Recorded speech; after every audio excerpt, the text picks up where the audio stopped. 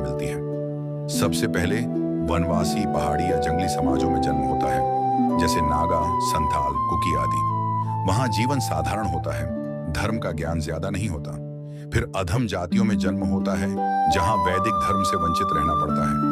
वहां शराब, मांस, हिंसा और अधर्म जीवन का हिस्सा बन जाते हैं। इसके बाद शूद्र कुल, फिर वैश्य कुल, फिर क्षत्रिय कुल और अंत में ब्राह्मण कुल में जन्म मिलता है।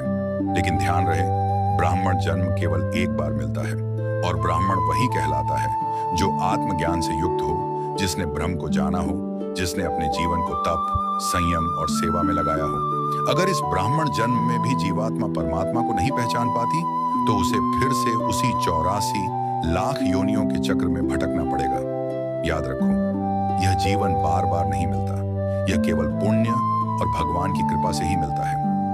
भागवत पुराण में कहा गया है कि इस संसार से पार पाने का सबसे आसान और असरदार रास्ता है हरि नाम स्मरण, कीर्तन, सत्संग, सेवा और भक्ति।